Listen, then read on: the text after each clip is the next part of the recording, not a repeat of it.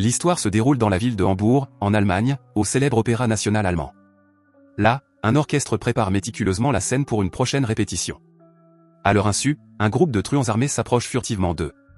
Alors que le chef d'orchestre arrive, les musiciens commencent leur séance de répétition, ignorant totalement la menace imminente.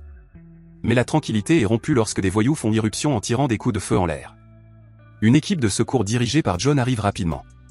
John donne les dernières instructions à son équipe alors que les criminels diffusent en direct une émission déclarant leur prise de contrôle et exigeant une incroyable rançon de 300 millions de dollars. Malgré l'escalade de la tension, John appelle à la retenue et à la patience, en attendant ses ordres avant toute riposte. Le drame s'aggrave lorsque le chef de la mafia choisit une femme et la justice sans égard. Matteo, l'un des membres de l'équipe de John, s'oppose aux ordres et riposte, ce qui incite John à autoriser l'unité tactique à intervenir. Il s'ensuit une lutte acharnée au cours de laquelle l'unité de John fait preuve d'une habileté exceptionnelle et parvient à maîtriser la plupart des criminels. Après un échange de tirs nourris, John réprimande Matthew pour son insubordination, avant de découvrir que ce dernier a été blessé. Un gangster masqué émerge alors des otages, avant d'être abattu par Matteo. Tragiquement, cette distraction donne l'occasion à un autre voyou de blesser mortellement John.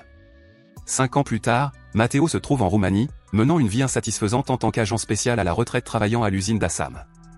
Il est hanté par son passé, en particulier par la mort de John. Choisissant d'affronter son passé, Matteo annonce sa retraite et réserve un billet pour Bucarest. Pendant ce temps, à Amsterdam, l'agent Shira dirige une équipe d'Interpol qui intercepte une cargaison de drogue et arrête un groupe de mafiosi appartenant à différents syndicats.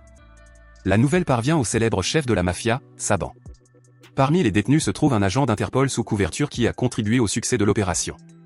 Shira insiste sur la nécessité d'obtenir davantage d'informations pour arrêter les chefs mafieux. Au même moment, Matteo arrive à Amsterdam et rencontre Paul, un homme d'affaires spécialisé dans les crypto-monnaies. Bien qu'il ait assuré à son client que la procédure se déroulerait sans encombre, Paul s'inquiète pour ses crypto-monnaies. Arrivé chez John, Matthew est accueilli par Angie, la fille de John, et Hélène, la veuve de John, devenue l'épouse de Paul. Il est invité à entrer et découvre la nouvelle vie d'Hélène. Hélène reproche à Matthew son absence à l'enterrement de John, compte tenu du lien fraternel qui les unissait. Matthew reconnaît sa culpabilité par rapport à la mort de John, un aveu qu'Hélène a du mal à affronter, car elle a tourné la page et préfère ne pas revivre ses souvenirs douloureux. Alors que Matthew s'apprête à partir, Hélène l'invite à rester plus longtemps. À leur insu, Siobhan et sa bande ont découvert un traître dans leur rang. En arrivant chez lui, Paul trouve Matteo en compagnie d'Angie et d'Hélène, qui l'informent de l'amitié passée de Matteo avec John et du fait qu'il va rester avec eux pendant un certain temps. Après le dîner, Matteo se retire à l'extérieur, l'esprit envahi par des souvenirs de John et de leurs expériences communes en Afghanistan. Ils avaient parlé de leur famille et John avait révélé qu'Hélène attendait un enfant. Angie confie à sa mère qu'elle s'est prise d'affection pour Matteo.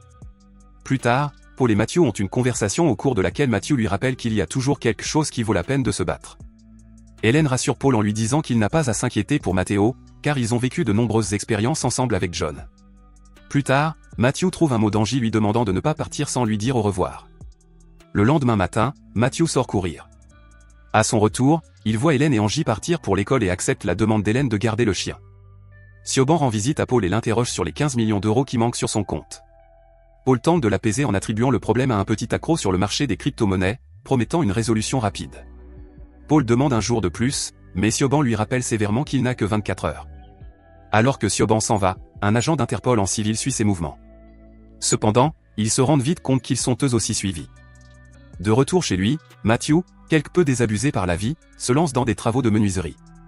Hélène l'invitait à une sortie en famille, où il s'amuse, notamment avec Angie. Paul, inquiet, rentre chez lui, angoissé, et confie seulement à Hélène qu'il a des comptes à régler, cachant la vérité sur Siobhan. Matthew poursuit son entraînement physique, ignorant la découverte choquante d'un corps assassiné, suspendu à un pont par des touristes en quête d'aventure. La victime, identifiée comme la taupe travaillant avec Interpol, a été envoyée par les hommes de Siobhan. Les informations font état d'un effondrement de la crypto-monnaie, tandis que Paul reçoit un appel téléphonique de Siobhan qui lui réclame son argent. Malgré l'urgence, Paul l'assure d'une solution, ce qui incite Siobhan à envoyer ses hommes pour résoudre le problème. Shira et son partenaire en déduisent que les truands transmettent un message. Occupé par son travail, Paul informe Hélène qu'il ne pourra pas rentrer chez lui. Tout en dégustant une pizza, Angie offre un dessin à Matteo. Hélène demande à Matthew de prolonger son séjour pour le bien d'Angie. Soudain, des gangsters arrivent et les prennent en filature. Angie les voit et tente d'intervenir, mais Matteo la protège. Cependant, la femme est enlevée et Matteo, bien que blessé, parvient à les poursuivre à vélo. Apprenant l'enlèvement, Paul contacte Siobhan, mais ses appels se heurtent au silence. Sans se décourager, Matthew continue sa poursuite, saute dans une voiture et se bat avec les kidnappeurs, ce qui provoque un accident. Matteo reprend conscience à l'hôpital, menotté. Shira se présente à Hélène et Paul, mais peu de temps après, Matteo est libéré.